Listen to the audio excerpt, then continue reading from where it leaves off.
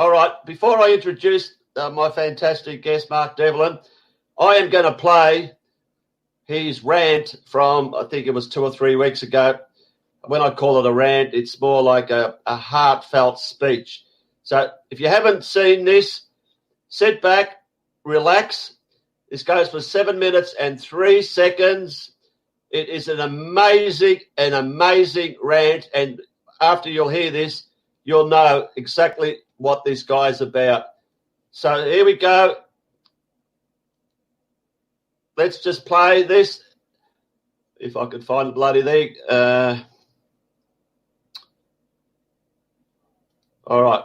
I'll turn it up. Hopefully you can hear this. It goes for 7 minutes. So here we go, guys. This is a spontaneous video. I hadn't planned to make this, but I've got to do it right now while this anger is in me, because I'm fucking fired up right now. We're confined in another groundhog fucking quarantine day under house arrest yet again for who knows how much longer. People are just putting up with it. Another thing people are just putting up with is all these ridiculous restrictions that are in place in the stores. I've just had the unfortunate experience having to go into the town centre for a couple of items that I needed, and it's a fucking madhouse down there. People are queuing outside all the shops, standing in line like meek, obedient slaves. Nobody's thinking to question it. Everyone's just obeying. You've got the gatekeepers that they're putting on the doors of all these stores, telling you how many people can go in, where you've got to stand, how much distance you've got to leave from the next person. Half the people in the queue are wearing these stupid fucking face masks anyway. Like that's going to protect them from anything. And just look at what our lives have become. The only thing you can do now is go out to the shop for essential supplies. You've had your freedom of movement taken away from you. You can't go to the pub if you choose, because they're not open. You can't go for a coffee in a cafe if you choose. You can't go into the countryside for a walk by the river. You can't go and sit on the beach. You can't go into the park. You can't go on holiday. You can't do any of these things. And people are just putting up with this. And the only thing that's left is going to the shops, which has become the highlight of many people's days, and look at the situation that we have to go through there. Standing in line like you're in a fucking concentration camp. Now, it would be one thing if all this was being done really for our own good, and if we had governments that truly care about us and want to keep us safe. But we know this isn't the case. It's never been the case. Your government doesn't care about you. They're there to control you. They, in turn, are controlled by higher powers that want to enslave, surveil, monitor, control, and dominate the entire human population. When are people going to wake up to this fact? There is enough evidence around now to prove that this is the case if people would only apply their free will to go and do this research for themselves. So the situation you have now, trying to get to these shops, standing behind these stupid bits of tape, people getting nervous when you get too close to them, going into the other aisles, walking past you, and nobody's objecting to it. Everyone's just putting up with it. Look what our lives have become. All of this 1 month ago would have been unthinkable if you told people we would be living this way, if you told people they have to stand 2 meters away from you in the store, if you told people that only 4 people can be in a shop at any one given time. Nobody would have accepted it, nobody would have believed it. Look how quickly this has become our regular daily experience. I'm not happy about this, and I seem to be in a minority because most people that I meet are just putting up with it, just going along with it. For as long as you cooperate with madness such as this, don't expect it to change, don't expect it to get lifted. We're being conditioned and entrained to accept this as the new normal, and I'm not happy about it, and I'm not putting up with it. I'm not happy with living this way. I've got too much self-respect, too much dignity, and too much intelligence to put up with this shit. Damn right I'm fired up right now. Damn right I'm mad about it. And other people should be mad about it as well. Why is it only a small minority that's showing any concern about our freedoms being taken away from us? And this madness, this insanity that we're being required to live in. I'm not putting up with this. I don't want my kids to have to grow up in a world like this. And the only way it's going to be prevented is if enough people get mad about it, stand up and say they're not having it anymore. All of this that's being done, the social distancing bollocks, all these fucking restrictions placed on us, all the lack of freedom that we now have to go about our business, natural God-given rights to freedom of movement, so long as we're causing no harm. It's all being taken away from us, and it's all being based on lies. There is no COVID-19 coronavirus that's going to kill you if you get 1.9 meters away from the next person in the store. A shitty, stupid mask over your face is not going to protect you, because this virus is not what we're told it is. You cannot catch it from person to person. Listen to what medical professionals are telling you about this. Look it up. Get some alternative information. They've got a proven track record of lying time and time again. Why would they be telling you the truth about this one? They're not. The COVID-19 situation is a provable lie. It's an excuse to bring in all kinds of draconian, totalitarian measures to fulfill the Agenda 2030 New World Order master plan. Most of the people watching this will be aware of it, but if you're not, you owe it to yourself and your families, your children, your grandchildren, to research this and get hip to what this is really all about. You're having your freedom taken away from you, and most people seem to be just fine with it. They're standing in line, they're complying, they're not asking questions, they're not kicking up a fuss. Think about what is going on here. Where is sanity? Where is reason? Where is common sense? Where's dignity? Where's self-respect? Where's freedom? We have a right to live freely, and I don't take fucking kindly to having my freedoms taken away from me by the idiocy and the complacency and the complicity and the acquiescence of other people. I can't live like this. I'm not prepared to go on like this.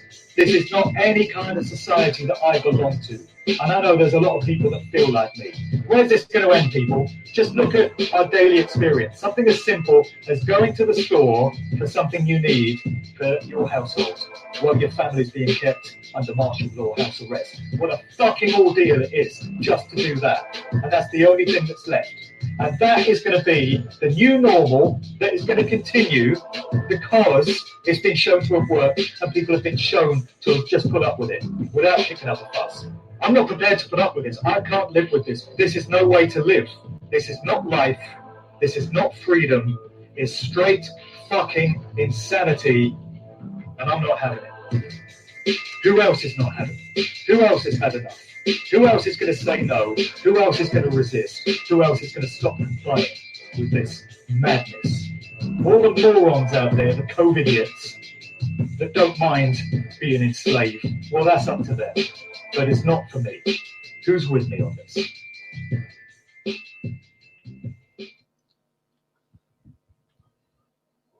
Wow. Don't know how you blokes are feeling, but I'm still shaking. Even the second time I've heard it, it was more powerful than the first. So, well, without further ado, I'm going to introduce you to the great man. So, how are you, Mark? Still a bit fired up, to be honest, mate. All the more so for listening to that back. Well, before we hear words from you, I just want to say thank you so much for accepting my request to have you on here. I was so moved by that rant, as so many hundreds and thousands throughout the world would have been or should have been. I put it up on my channel and I said it was the most important rant everyone must hear. And this is the first time we've spoken, correct, Mark? That's right. I've heard a lot about you. A lot of people have recommended your work to me. I've been familiar with your name. It's the first time we've connected, but I can see you've got a big audience. You've got a lot of people that follow what you do and support you, and that's a great thing. I know you've been putting in the work for many years, as I have now, 10 years deep. Oh, thanks, mate. I just want to... Can't see you, by the way, on the screen. Oh, you can't see me? No, we can't see you. Really? Yeah. Oh, sorry. Let's go back here. Oh, sorry. There you are. I see you now. All right, don't need those glasses. I just want to mention a few things. When I played that video, I thought, I've heard this guy's voice before. and I couldn't think where. And by God, I went to your channel and I looked back and my God, there he is. There is the guy talking about the Beatles. And because I heard you on, I don't know how to say it, Sage of Quay. Sage of Quay, Mike Williams. Quay. I watched that and a few other things in regards the Paul McCartney story. Mm-hmm.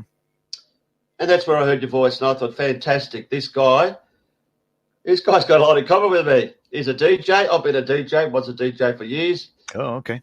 I love my music. It's my passion, my greatest passion. It's exactly my greatest passion, especially the 60s era, which you obviously know about. Wasn't around then, but I've researched it. I'd love to do a separate show just on that, just talking about music. I'd be fascinated with, what your knowledge about the Beatles are my favourite, and well, that's another show. We'll just go back a few days when I added you on Skype, and you got confused because my Skype name's John L. Yeah. But you thought, well, where's Peekay? John L. obviously is John Lennon. He's a guy. I'm not ashamed to say he's my idol, even though he's gone. I idolised him ever since the 60s. I love the Beatles, but especially John Lennon. And I grew up being a John Lennon fan. People said I looked like John Lennon. Everywhere I went, people would say, there's John Lennon. John Lennon had photos on the wall. My kids thought I was John Lennon. But there's something about the guy that fascinated me, not just his music, which is just out of, I believe he's the greatest musician of all time. The words to his songs he wrote, no one else wrote. They are just special words. So from that, and I was fascinated that you, were exactly familiar with things that I like. And I've watched two more of your interviews or whatever, even the recent one, the last few days. You're going to do a weekly one, you said? Yeah, I did one last night, and it was about the fourth consecutive Saturday video that I've done, and it's a good day to gather my thoughts and reflections on what's gone on during the week previous.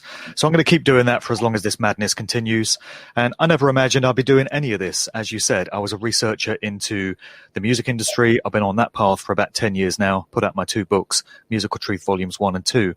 And even though in those books I've warned people about the invisible deep state government that we have and the cabal, the controllers, the control system, whatever you want to refer to it as, I never imagined that they would throw everything they've got at us all at once as they have at this time.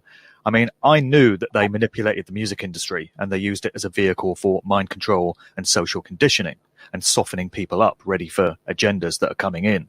And I knew that they control the world of politics, they control the world of medicine, they control the world of academia, the military, all kinds of big business. Every aspect of daily human life is in the control of these same groups and this same cabal. But they've always kind of kept their activities separate, and they've all worked on manipulating these different areas of our lives. And like I say, even though I've been researching and writing about this stuff and warning people that these groups are out there and that they have these controls over our lives, I never imagined it would come to this. At the start of 2020, if you told me we'd be living this way, I wouldn't have believed you. This is the most audacious, ambitious stunt they've ever pulled, even more so than 9/11, because this one literally affects the whole world. And I feel the same way about it today as I did when I did that video about 3 weeks ago. I'm just amazed and dumbfounded that they've been able to pull it off, even though I knew that they specialize in mind control and brainwashing and social engineering and such. This is the biggest stunt they could ever have pulled on us.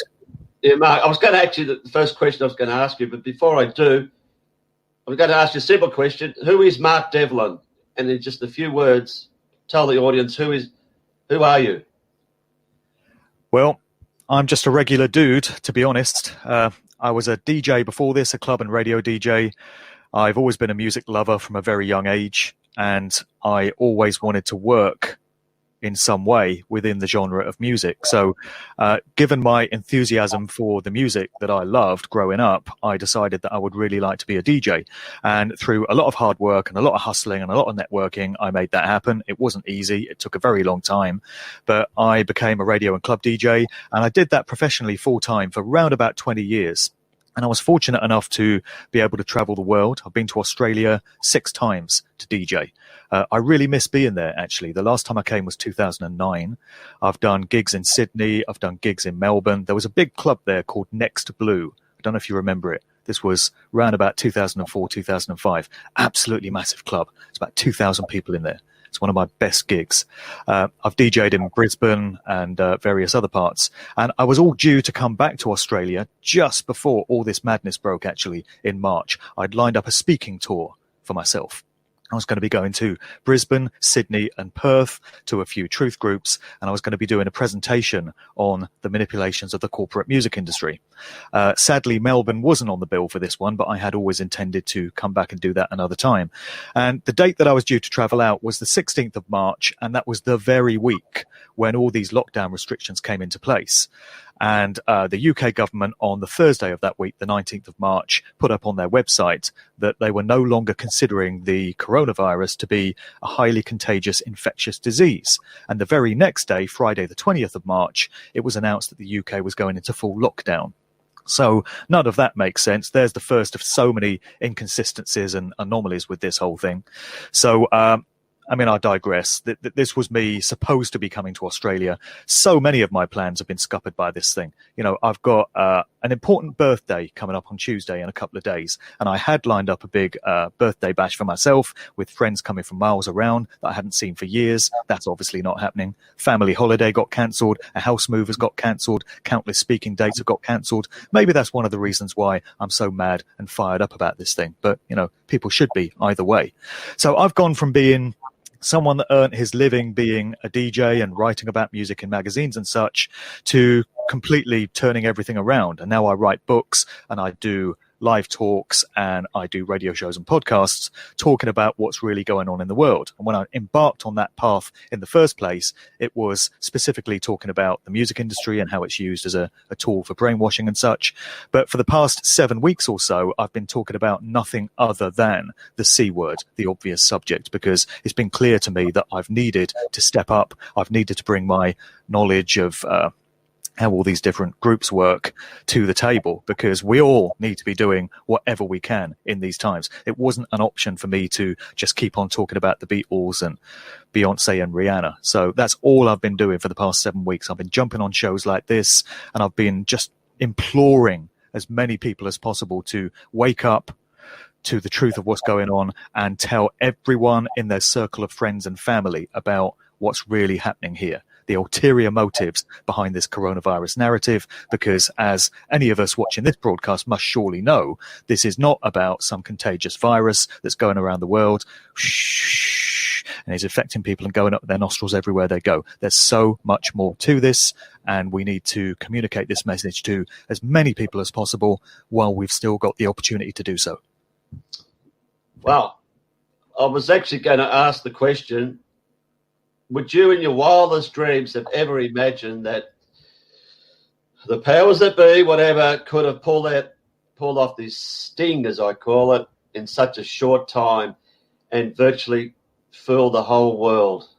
No, I never would have thought they would have done it. And if you'd told me a year ago that they were going to try a stunt like this with everything that's involved, the multifaceted layers of it, I would have said to you, they'd never go for that. That's too audacious a plan. That would be them overreaching. And if they did that and it affected the entire world, it would alert everyone to the fact that governments don't run this world. They answer to higher ups. They get their instructions and their directions from other parties. I would have thought that it would have become obvious by now and that their cover would have been blown and it would be the end of them. But unfortunately, I would have been wrong in that estimation, as we can see, because the vast majority of the general public are still buying the lies. They're still quaking away in fear. They're looking themselves up voluntarily in their own homes. They're following all these ridiculous, absurd, pointless rituals and pantomimes every time they go out. They're self-policing. Who needs a slave master when the slaves are policing themselves? And I never would have believed that they could have pulled it off, but clearly they have. That's not to say that it's game over. I'm not one of these truth researchers who is of the opinion that we're all screwed and this is the end game for us. I really do feel that it could still go either way. And it is our duty and our responsibility, those of us that know better, to ensure that it goes in the direction that we need it to go, in the direction of the continuation of human freedoms. Okay, just going back, I think you said you woke up 10 years ago. I woke up probably 15 years ago, pretty much the same. And just on that experience, how you woke up, and it's like crossing over a white line. It's hard to do because, and you'll never go back, obviously. Life changes completely. I've lost a lot of friends because of it, and I'm still losing friends daily. Yep. It's because my whole mind now is I cannot converse or be with someone that's not on the same wavelength as me, because I truly believe if you cannot see what's going on now, you've really got a problem. You really, right. If you can't see this now, I'll get back to what's been going on in the last 7-8 years. But yeah, as you know, once you cross that white line, you become ridiculed. We can use David Icke as a classic example. Ridicule for years. And then it's total, how do they put it? Total, even worse than ridicule, but then there's acceptance. And that's what we're coming to. So just tell me in a few seconds, how did you become awakened? Well, it was a gradual process with me, which began around about 2007, 2008. I had noticed, it took me long enough, that the world was a very unfair, unjust place. And I couldn't understand why politicians seemed to be taking decisions that weren't in the best interests of the people. Because up to that point, I was like anyone else in society, and I believed that governments were there to keep you safe and represent your interests. But I was seeing wars and famines and all kinds of unjust situations going on around the world. And it was clear to me how different decisions could have been taken to have avoided all these things if governments really cared about us, and if it was governments of individual countries that were calling the shots rather than having instructions passed down the line to them. So I realized that the world wasn't as it should be, and it started me asking a few big questions in my mind. And it all came together for me in 2010 when I was reading David Icke's book, Human Race, Get Off Your Knees. The Lion Sleeps No More. And I'd read a couple of Icke books up to that point, but there was something about that one, and there was something about that time. This was September 2010, and it all kind of came together and coalesced in my mind, and everything made sense. And I had all the questions that have been ringing around my head answered. You know, that book answered more questions than it posed, and I started to see the world in an entirely different from an entirely different perspective. And that set me off down a path of truth researching and seeking. I read David Icke's stuff for about the first year or so. Then I went on to other researchers and started getting other people's perspectives on what was really going on in the world.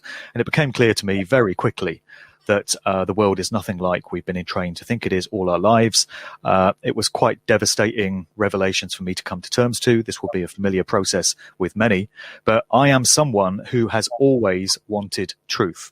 And I really cannot comprehend why anyone would not want to know the truth. It just absolutely baffles me. I know the truth is sometimes uncomfortable, it's sometimes awkward, it's unsettling, it can be devastating, it can rock your entire world. But why would you not want to know? You know, if there is a conspiracy going on, if individuals and groups and networks are controlling every aspect of our lives, and they're hiding in the shadows, and they're doing it through mind control and covert methods, why would you not want to know that? This is why I'm having so much trouble with the normies, so-called, you know, the general population right now, who are still buying all the bullshit, all the mind control, when it's provably shown to be so. And adapted their behaviors to all these ridiculous routines that they go through now. And it just dumbfounds me that people don't realize that there's even a truth to be found here beyond what the government and the mainstream media is telling you. So, that's how I got started on the path. I mean, things just snowballed from there. From 2010, every year that passed beyond that, I just got further and further entrenched into the research. And very early on, I realized I had to add my voice to what was happening out there. There were a great many researchers and authors and filmmakers and lecturers that inspired me in the early days, and they gave me a kick up the arse to get started myself and start to make my contributions to the process. And I hope, well, I know actually that I've had that effect on many other people myself, because I've had a ton of correspondence over the years, particularly in the last few weeks, people reaching out to me saying, thank you for the work you've done. You've inspired me greatly. I've realized that I need to get on the path myself and contribute whatever I can. And that has to be what it's all about. What researchers like us don't want to hear is, thank you for your work. I understand things so much better now. What we need to hear is, thank you for your contributions. You've made me realize that I need to be getting up off my arse and bringing my skill sets and my knowledge to the table and contributing what I can. I hate to burst your bubble, Mark, but I don't think you're that good, to be honest, because I've had 20 videos removed in a week and yours is still there. Well, I've always seen myself as an under-the-radar flyer, so I don't know what I'm doing right, but I do manage to keep my YouTube channel. I do manage to avoid videos being taken down. I've not been kicked off of Facebook. Maybe I tread cautiously. Maybe I've got a good cover because, I'm still slightly active as a DJ, and maybe my truther stuff kind of flies under the radar of that. A lot of people will say it's because I'm a shill and I'm a government agent. That's why my videos don't get taken down. But to be honest, if you don't get accused of being a shill, you're not making an impact in this game. Just on that, Mark, I meant to mention that. Obviously, I promoted this show a couple of days ago, and you get comments, and someone said, "Oh, don't get him on." This is how brilliant this guy was. He said, "Your name is the devil." Oh, yes, Mark of the Devil. Yeah, I've never heard that one before. Well, a couple of million times, but apart from that. And your parents, they must have been very satanic when you were born, because they said, let's make a name that in gematria adds up to 66, the double 33, which supposedly Mark Devlin is. So you've got to thank your parents for that one. So I've never done the gematria on my whole name, but I've had the accusations. Yeah, according to many, I'm a Satanist, I'm a Freemason, I'm an MI6 agent. I did actually address this in one of my presentations at the Free Your Mind conference a few years ago, where I pointed out that, well, first of all, I'm adopted. Not that it's anyone's business, but I'll tell you. My dad was adopted, I should say. So the name Devlin came into the family through him, and he was adopted by a fella that had an Irish name, Devlin, obviously, and this comes from the Gaelic, and the original Gaelic of that doesn't even have a V in it. It's Odiobhlain, and it's pronounced Devlin in the Gaelic. So that's where it comes from. So the original word is Gaelic. It has no connection to the word devil, but people seem to want to make something of it and say that my name means Mark of the Devil, and I'm telling you what I'm really all about. So people can think what they want. I'm past caring, to be honest. You mentioned the name David Icke. I was a huge fan of him. I still look up to him as the number one. I don't care what anyone says. I've seen him in 3 seminars here in Melbourne. Absolutely inspirational. They went 9 hours. Absolutely brilliant. But I sort of dropped off him a year and a half ago because, I don't know, I made a few comments to him. He never seemed to want to talk to me. I was a bit cheesed off when he came to Melbourne. He didn't accept my invitation to meet him. But not so much that. He like others, the top guys, or what I call them, they never called things out as hoaxes, if you know what I get at. I'll get to that. All these events prior to this, which all connect to what's happening today. Shooting hoaxes, terrorist hoaxes, plane hoaxes, car hoaxes. They keep saying, oh, it's a tragedy, people did die. They call it a false flag, which is different to a hoax. A hoax is when clearly completely staged and no one dies. Because if you're going to have crisis actors in an event, you're not going to have people dying. If you're going to be a crisis actor, you're not going to have your life risk. So I dropped off.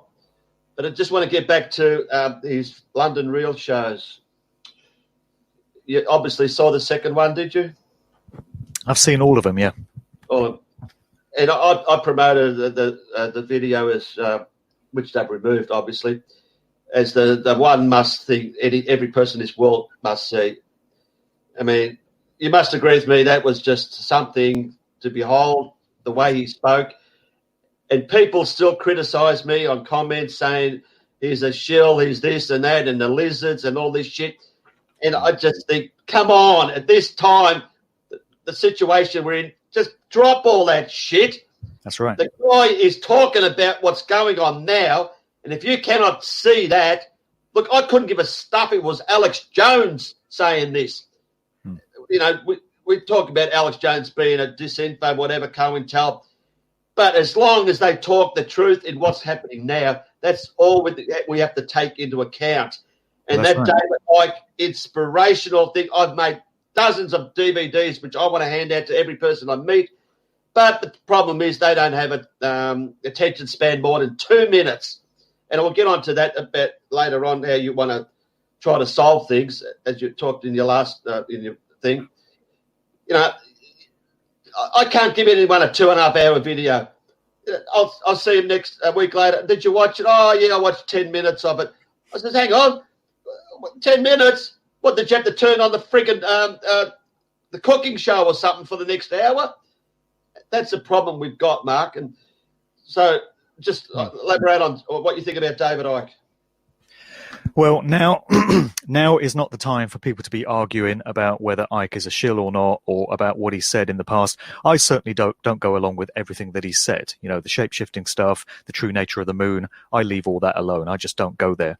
What's important right now is he is the most prominent, clearest and loudest voice that we have on our side, talking about what's really going on in this current narrative. So if anyone watched that show that he did with Brian Rose last Sunday, the third interview on London Reel, I watched the whole thing. And as far as I'm concerned, the man spoke truth for the entire duration of it. There was nothing in there that I disagreed with. I felt he did a great job of bringing all the different aspects of this story together and showing how they all fit. And he put it all across very eloquently. And I don't think anyone could have done a better job of it. So it's not the time to worry about what he's done in the past, and it's not the time to question his affiliations or anything like that. It's the time to support him if what he's saying is truthful, and if what he's saying has the opportunity to empower large numbers of people to question the official story and stand up and take back some of their powers. We were talking offline earlier about how the trolls still seem to be out there, and this amazes me. You know, trolls popping up on YouTube comments and accusing you of being a Freemason or a bloody agent or whatever. Isn't it incredible that we're all being held in collective punishment together? We all face having our rights and freedoms taken away under total tyranny. And yet these morons, these idiots are still out there spitting their bile and venom and poking their finger, accusing people. You know, what kind of existence do these people have? You know, what's going on in their consciousness that even at a time like this, they don't see the need for all of us to unite, try and get on the same page, put aside differences. We can get back to arguing who's a shill. We can get back to arguing the shape of the earth and all this stuff once all this has been sorted out. But right now, there's really only one thing that people should be concentrating on putting all their efforts towards, and it's pretty obvious what that is. Yeah. Sorry. I'll put up a lot of videos. Good people speaking, nurses speaking, doctors speaking, people I've never heard of. And all you get in comments is, I think he's a shill, he's paid government. Everyone wants to say that about anyone. Even, I'll show you, I was concerned about what happened yesterday. You're aware of the mother being arrested with her child, Mark? Yes? It's one of the most disgusting and shameful and heartbreaking things I've seen, that humanity can stoop as low as these cops. Absolutely heart-wrenching to see that child taken away from his mother like that, under force, and she'd done no harm. all she was doing is standing up for her rights. It was absolutely disgusting, deplorable, and a devastating statement about how low human consciousness can sink. Yeah, I woke up this morning and I saw it, and this happened like the day before. I went to bed early. This happened on Saturday, Sunday, and I couldn't believe what I was seeing. But yet, still in comments that people are saying, oh, this was staged, and how dare she use a child as a shield? And I'm thinking, God, what hope have we got? You know, everything. Like I said, these doctors, oh, no, they wouldn't be saying this. There has to be a reason that they're saying this. It's like no one can say anything. You included, me included, David Icke included, anyone.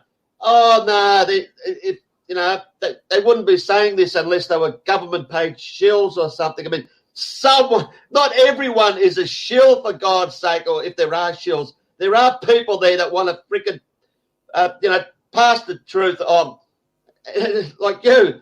I mean, how many of those cops would have had kids of their own? Yeah. And not one of them observed that situation and thought, "Come on, this is unfair. This is just unjust. I can't be a part of this. What if this was my kid? Never mind what she's done. Look at how distressed this kid is. You know, if that was mine, I would be just so devastated right now." Not one of them evidently had those thoughts going through their heads. How brainwashed, how mind controlled, how robotic have they been made by their training and their indoctrination to be that far removed from their innate humanity? It's just beggars. God, while we're talking about it, I might as well show this, okay? We'll show it.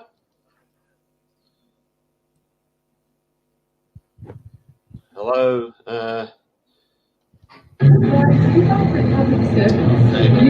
Hang on. Can you hear me, Mark? Yeah, we can't see the video. I haven't started yet. Look, all right, guys. We might as well just show it while we're talking about it so you all know. It goes for a few minutes. I've attached 3 different clips. The first part's a bit blurry, but you'll get ready for this if you haven't seen it, guys, because this is what's come not only to Sydney, Australia, this is worldwide. I've said this for years. Mark's probably said it as well. Their number one agenda is a police state. A police state, martial law, whatever. It is horrendous, but we'll show it to you now and check this out. The woman is being spoken to by the police, all cool. I think the cop asked for her name. She wouldn't give a name. She said, "Are you arresting me?" She says, "No." And she said, "All right, I'm leaving." But then wait till you see what happens after she leaves. Hang on, let's go over here. Public service. You should be serving the public. You're not serving the public now. You guys took an oath. You took an oath under the constitutional law to defend the public. You're not doing that. You know, I don't know how you guys can go home in honour tonight and try and infringe me with the notice which I don't consent to, because we're doing nothing wrong. You guys should be here holding the signs with us, defending us. So I don't consent to what you're doing. Look at this. I don't consent. We're acting fairly. We're not acting in aggression. So I do not consent to giving my name. There is no name to give. Exactly. Am I under arrest? Am I being detained here? No, I'm trying to get you. Thank you. Okay. Thank you. So I'm not under arrest, am I? You are not being detained? I'm free to go. I am asking for your name because I do believe you're committing an offence. Do you understand that? I'm not committing a crime. I'm being detained. I understand. Am I being detained? No. Thank you. Have a beautiful day. Thank you for, I hope that you're all here supporting and caring for us. Maybe you guys can carry us home too. I'd love to. Okay? I am going to be asking you for us, okay? I understand. So, have a beautiful day. Sadly, you have to do this. Thanks very much. It is. It's our right. They're doing their jobs and look what they have to do.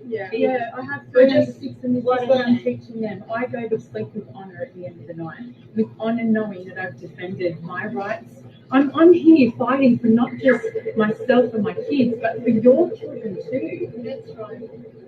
So, thanks guys. Have a good day. I'm going to keep walking. Get ready, guys. Not quite yet.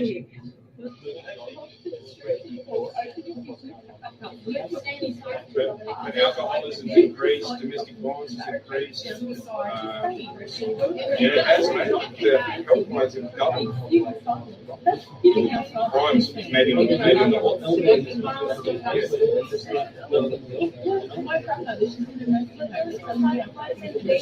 That's because people are in lockdown. Yeah. If we stay inside and in lockdown then we lose a kind of vitamin D. It makes us weaker, and it will weaken our immune systems. So it will make the coronavirus more deadly than good. Where do you want to do? The sun. The sun. So if you're staying here on the green, you're going to do. That's right. You are outside. Yeah, but What about beaches? Is it the same as playing outside? People weren't allowed to go to beaches. Is it the same as playing outside? No, you don't. I'm not under arrest. Why is she under arrest? Why is she under arrest? Can you grab the cuffs? Can you grab the police? Why is she under arrest? Why is she under arrest? Why is she under arrest? Why? Why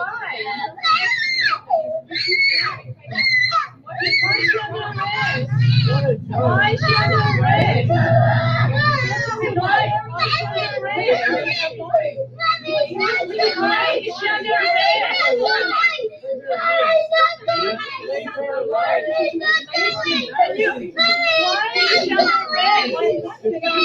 arrest?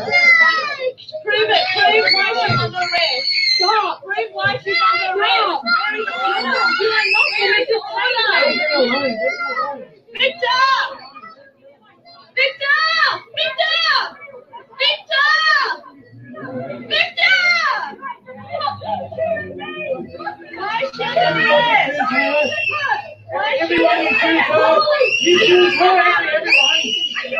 You choose her, everyone. You choose. This is the place to go. It's right here. Yeah, right here.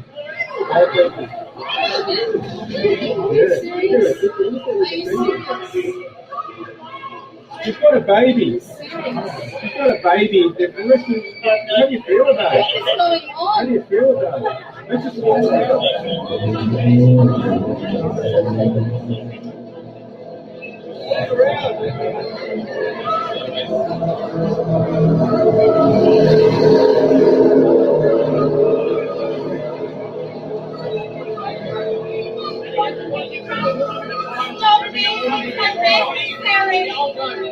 Everybody, like grab a woman with a child.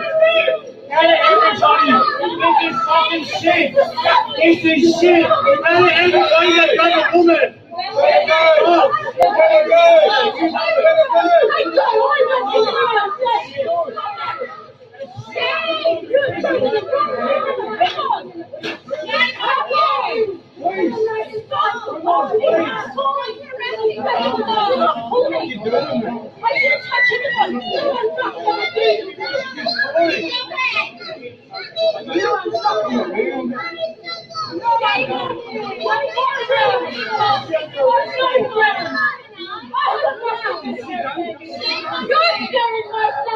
Move away from me and my son! Move away! Move away from me and my son! My son, nothing wrong!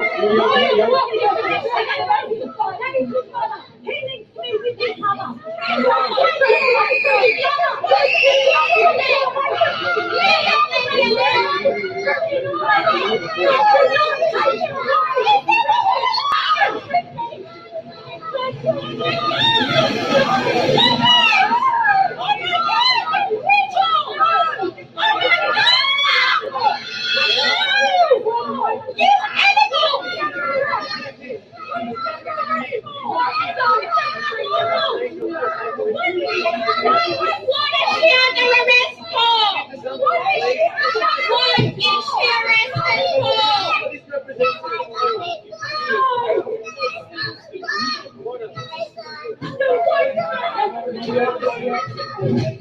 Oh my God!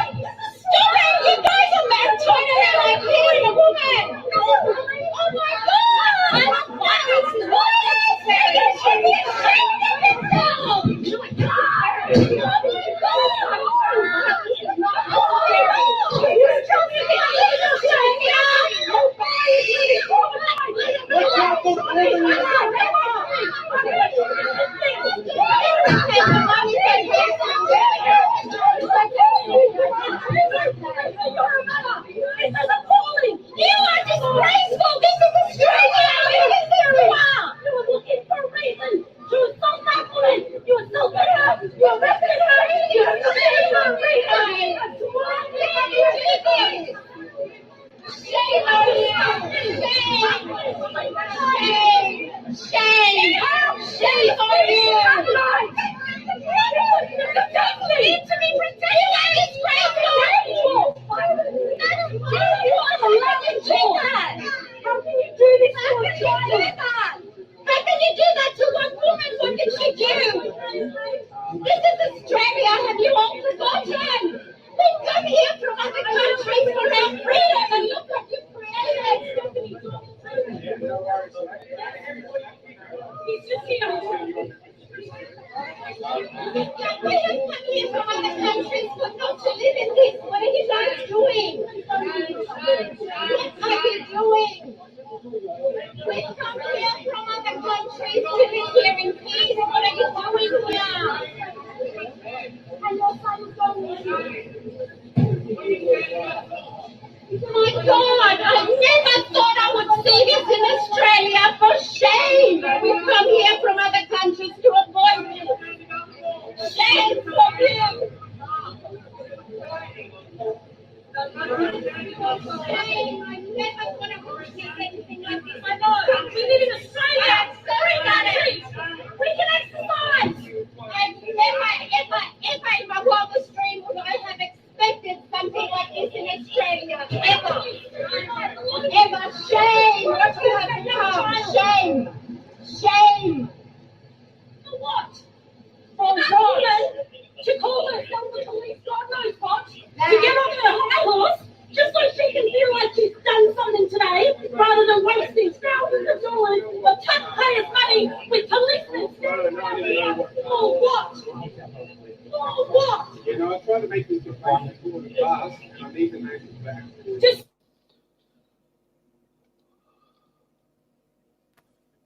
Wow. Mark, you still there? Yeah, I'm here, almost in tears from that. It's just an unbelievable display of how low humans can go. Somebody in the chat thread just there put, just following orders, have fun in hell. Yeah, because these people are going to face consequences for those actions. And if they don't face them in this physical life, then they're going to face them in what lies beyond, because the universe has mechanisms in place to ensure that justice is done one way or another. So if they're not doing soul searching of their own accord, if they can still stand to look at themselves in the mirror, and if they're still able to sleep at night without a single troubling thought in their minds, then I guess they're just going to have to be answering for it with what lies beyond, but trust that they will. That's the way consequentialism works. That's the way karma works. That's the way natural law works. That's the way the creator and that's the way the universe work. I just clicked on the chat, and the first chat I saw was, hang on, where's the echo? She's a selfish mother knowing what happens to children when a parent gets arrested. I would slap the heck out of her. Can someone, I haven't got any moderators, but we don't need idiots like this in the chat. But anyway. There's a lot of people commenting that this was a psyop, that this was a hoax. How would you know?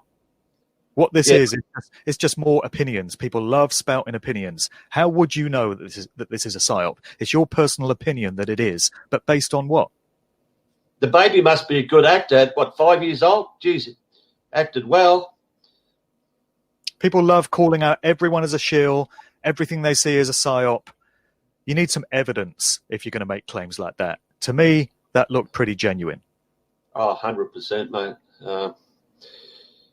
Did you see the way the cop slammed the door and her foot got jammed? I mean, could have broken a freaking leg, for God's sake, but they don't give a shit, mate. You know? And that big jerk that came in, he was about 7 foot tall, and he just pushes that woman away like, you know, who are you? Get out of here. Oh, hi, Jackie. That boy is going to be traumatized for life from what he's experienced there. Exactly. The incredible thing about these cops is they act like they've got special status, like they're better than regular members of the public, like they're special. They get special treatment. The higher-ups, the controllers of this narrative, will be viewing their foot soldiers, their house slaves, like these cops, with as much contempt, if not more, than the people that are in their crosshairs as their targets. the mindset of these psychopaths that are running this show is such that they would actually hate these cops more than they would respect them, because they realize that they've sunk so low that they've degraded their own humanity, their own spirituality, for that uniform, for that badge, for that special status that they think it affords them. But when it comes to it, they're going to be lumped in with the rest of us. Their families are going to be viewed on an even keel with the rest of us, and we're all going to be seen as fodder and rife for manipulation. They needn't think they're anything special. They needn't think their uniform and their badge and their oath protects them from anything, because when push comes to shove, they're just regular members of the public like us. They're not in the same league as these elite psychopaths, and they may come to discover that painfully one day. Okay, hang on a bit, Mark. Cops. Going years back, a cop was a male. Very, very rarely did you see a female, but now it's virtually 50-50. What's it like in Britain? It's not 50-50, but there are a fair few female cops, and a couple of people were commenting on the thread there that the female ones seem to be the most psychopathic. They seem to be the ones that really take great relish and glee in being able to hide behind that badge and that job title and exhibit all kinds of psychopathic, sociopathic behavior. They seem so much worse than the male ones in many cases. So you've got to wonder what kind of issues they've had in their lives, and what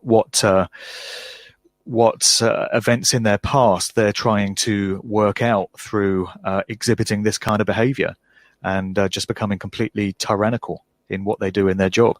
I mean, why would anyone want to go into that job anyway? I know there's probably a few that have noble aims and they believe that they're serving the public and doing some good and protecting people, but it's clear that many people become cops and join the military because they've got these psychopathic, sociopathic, narcissistic tendencies, and it's the only job they can do where they feel they can exhibit those behaviors and be rewarded for doing so. You're right.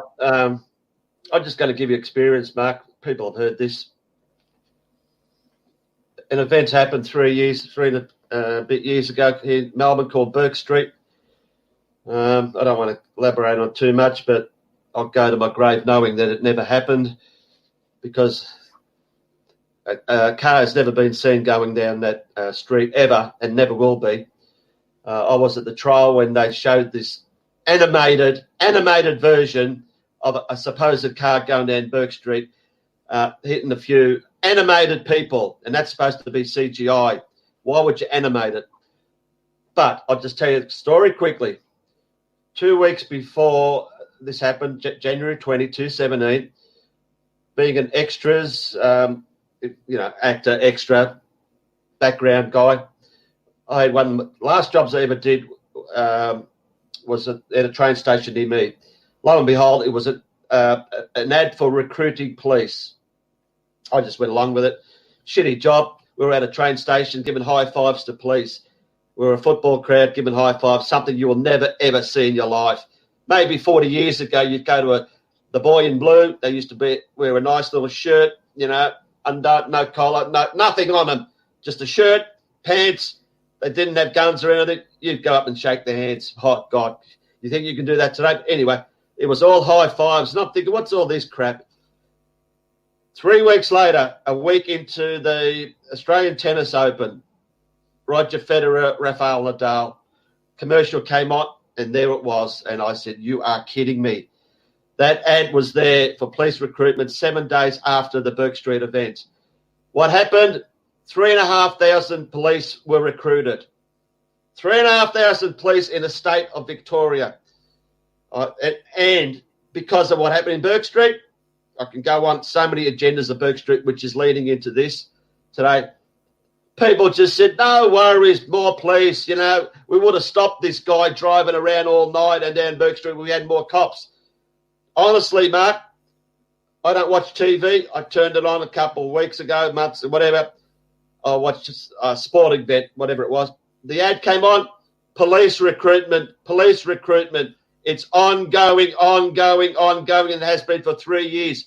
We have no idea the numbers of police here in Victoria and Australia.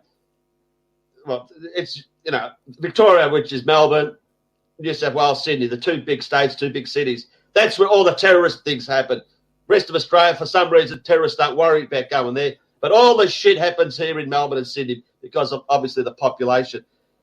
I can guarantee, I don't want to put a figure on it, but it's probably 4 times the amount of cops, whatever that figure was 3 years ago. 4 times, because they're not probably full-time cops, but I'm going to show you another video what happened today in Melbourne. There were 100 cops at a protest in Melbourne. 100 cops, probably 200 protesters. I'll go back to 10 days ago where there was a supposed protest here in an outer suburb just outside of Melbourne in St Kilda. I went along to see what it was going to be like. There was no one there. There was me and a few others just stood there talking. There was at least 30 cops. 30 cops. And I'll talk about it later, what they did. I'm thinking, well, these cops are obviously on call for these supposed protests. We need these cops on call. They are not trained cops. They are probably 2 weeks of training, whatever training that is. Here's a gun. Can you shoot it? That's probably all they're taught to do. That's how bad this is. I've been saying it for years. Police state, police state, police state. And by God, what you just saw then and what I'm going to show you again, what happened today in Melbourne, Melbourne is the police state of the world.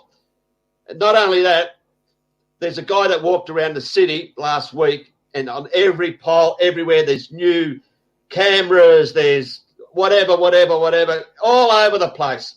It's called the smart city.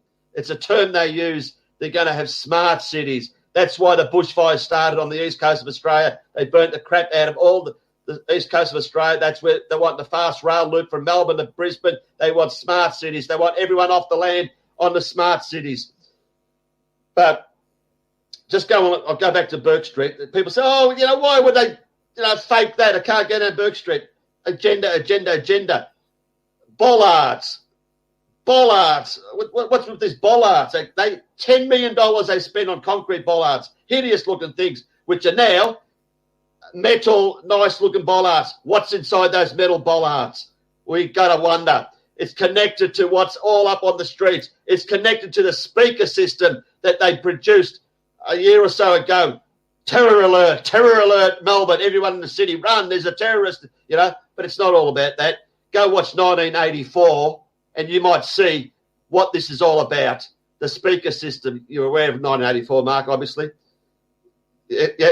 Just a bit, yeah. Yeah, okay. That's what it's all about. Melbourne is the guinea pig state of the freaking world. Other things, bail conditions change within 2 days.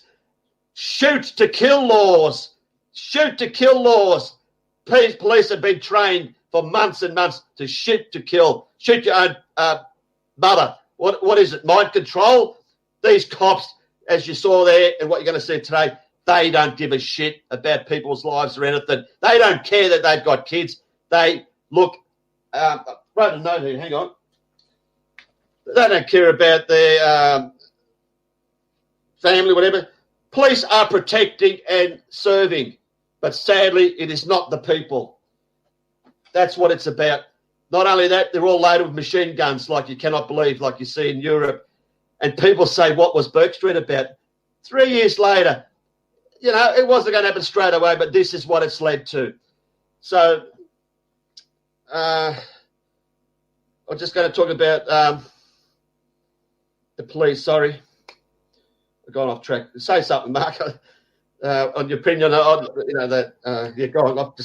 Well, yeah, I mean, these police and military types are traitors. They're traitors to humanity. And they're not the only ones in this narrative that need to have a good hard look at themselves in the mirror either. These so-called journalists on mainstream media that have been peddling all these lies and deceptions, which we can prove to be so. There's enough evidence to show that these people are knowingly lying, and they're basically prostitutes or prostitutes, as they're sometimes referred to as, because they're just given these scripts and they read them. That's why they're not real journalists. They don't uncover truth or go dig in, sniff out any kind of a story. They just read scripts that they're given, and they're peddling lies and disinformation. They're keeping people in fear.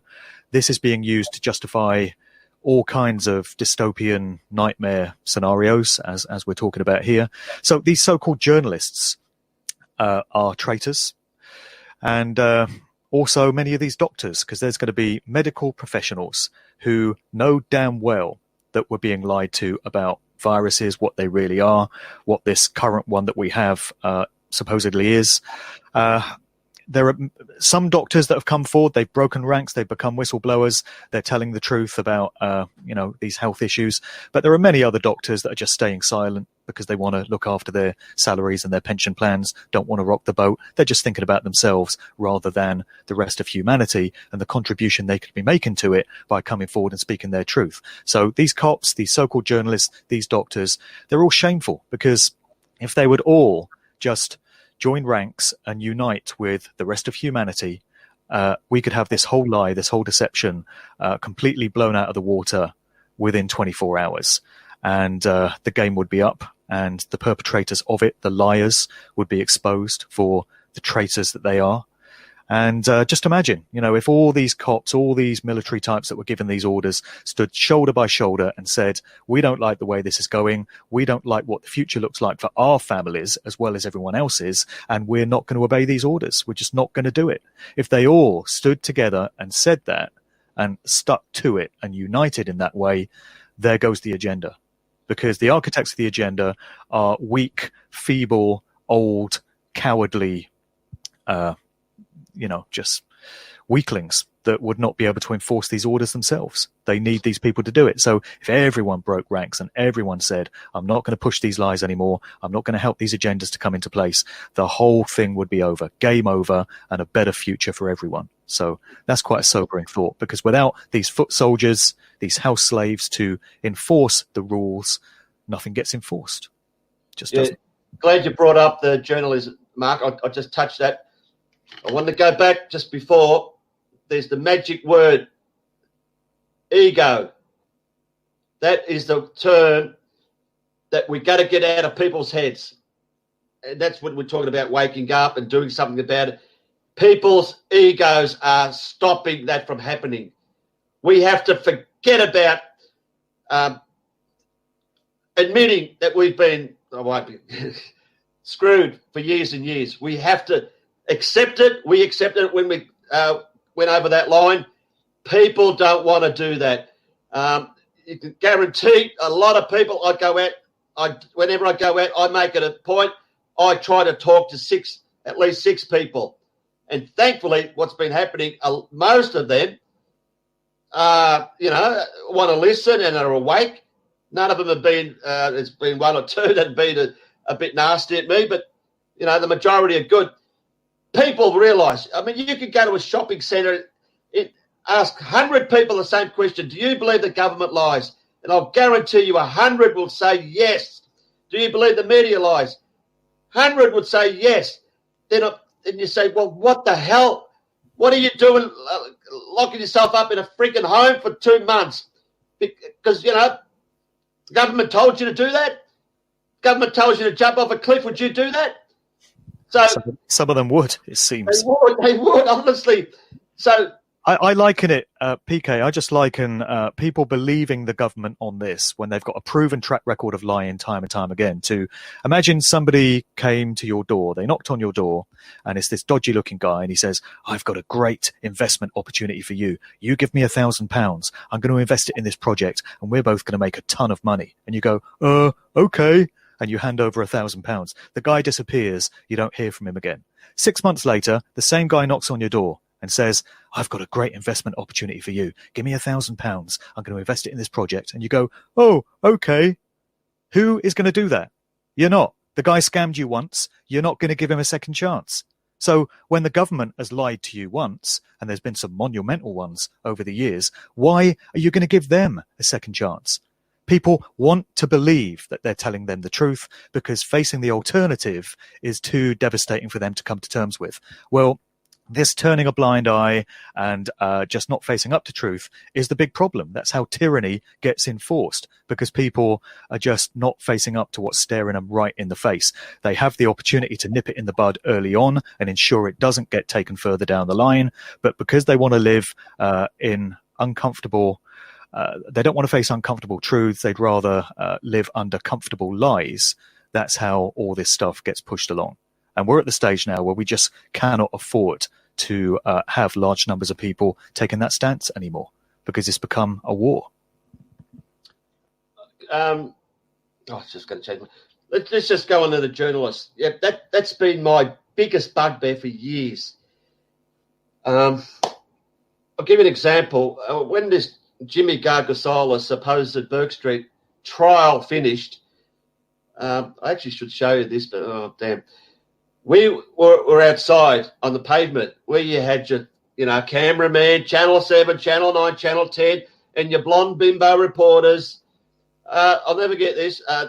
One of these women grabbed me and said, "Oh, are you one of the family victims?" And I should have said, "Yeah," but off the top of my head, I can't remember what happened, what I said, but they're all pointing the cameras at me and a few others I was with, and this blonde idiot walked past and said something like, "Oh, you're appalling," or something, and she pushed a friend of mine who passed away, sadly, a few months ago, Woodrow Wobbles, George, and she was just a dirty whore, media whore that walks away like a real mingy dog. I mean, that is an opportunity we had the opportunity there to tell these people, not just the cameramen, the whores that report this shit, what we think of them. And I'm telling you, they're there every day at the Supreme Court, the county court, hanging out all day. People should be going up to them and say, this is a pack of lies. Because I remember one woman one day started saying something, and it hadn't even happened. It was something that, didn't even happen in the court in the time, in the hours before that. So they've got the script already, and she's stuffed up. It's happened. I've seen on YouTube. They put a story out, and they didn't even talk about that till the next day. So they were busted. So we have to attack the stinking media, because I'll tell you now, if the media was gone, problem solved. There is no way, like you said, no way. If we threw out our TVs and never bought a newspaper, if we went outside and didn't watch the TV for last 2 months or read a paper, what's going on? There's no big deal. There's no virus around. We're pretty quiet at it.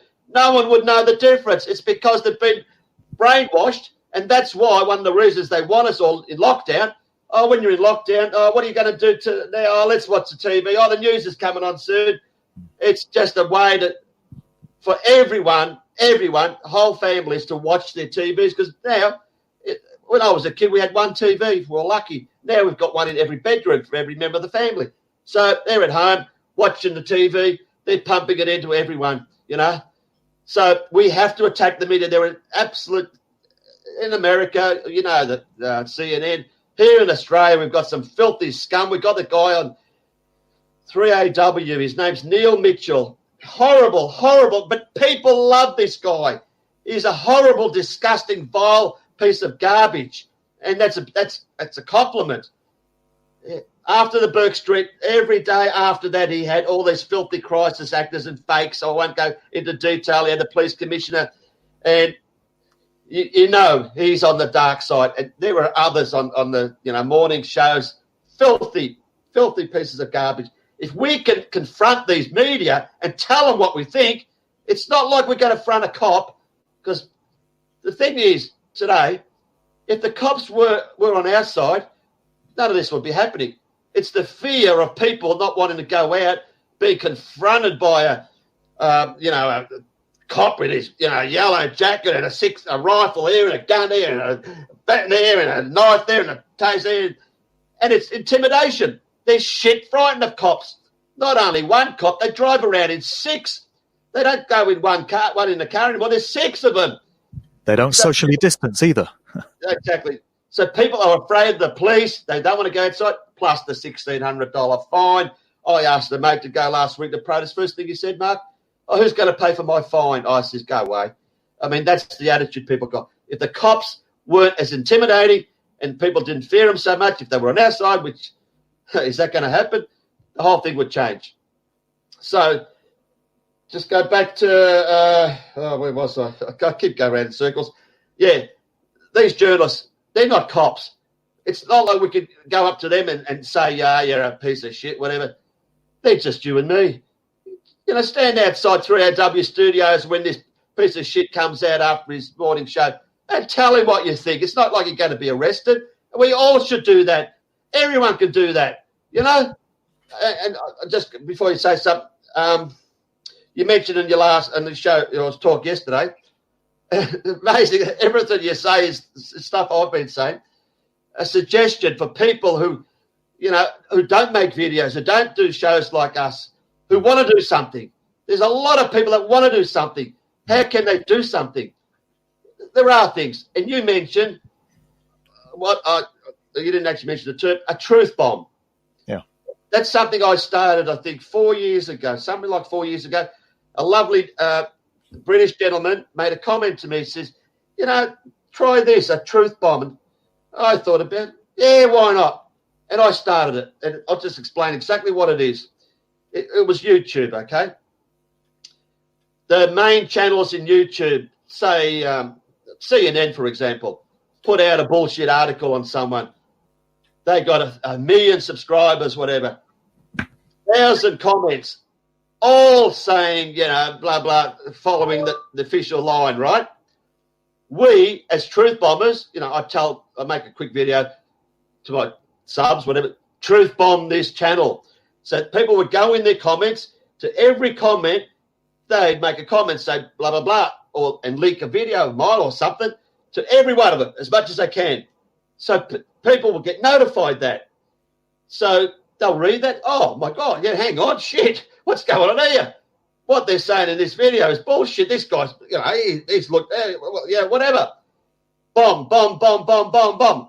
Not just make a single comment, but you have to reply to people because that way they see it. We did that for, I don't know, a year or so.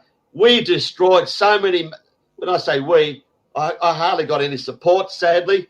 There was one guy in America, Truth Virus, who really stuck by me. And it was on fire, I'm telling you. We got channels to disable comments, blah, blah, blah, left, right, and centre. We were stopping, you know, in some way of the lies coming out. And that, what you mentioned on the show, is something you suggested. In your words, how did you suggest it, Mark? Well, I get a ton of correspondence from people now saying, I wish I could do something. I just don't know what I can do. And as you said, not everyone wants to start a YouTube channel and do podcasts and do videos like we do. But that doesn't mean you can't make a very valuable contribution to the process that needs to take place. So something that anyone can do, and I suggested this on the video that I put out yesterday, is go on every mainstream news outlet online that you can think of. BBC, ITV over here in the UK, all the newspapers, Daily Mail, Guardian, whatever, in any country around the world. Just go to the main media sources that regular members of the public get their, I was going to say information, but their lies and their propaganda from, and absolutely blitz and carpet bomb the comment section and any chat threads with truth, with links to videos, links to documents, links to podcasts, links to truthful information about this whole narrative that give the alternative viewpoint to what the media puts forward, to what the mainstream media will never tell people. And yes, comments are going to get deleted by moderators, so you just go back and drop more and more and more. Spend a day doing it. We've all got the time now. And people, you know, people are saying, oh, I feel so useless, I don't know what I can do. Here's something anyone can do. And my request to people watching this, if you're not getting involved in other ways, then please do this. Drop all these truth bombs on all these different sites. And I'll give you a really good example of how that can work and has. Bill Gates's name is absolutely mud right now when you go on these sites. If you look at any interview that Bill Gates has done on YouTube, particularly the one that he did with the BBC of the other week, and you go to the comment section, 95% of the comments are absolutely putting Bill Gates on blast.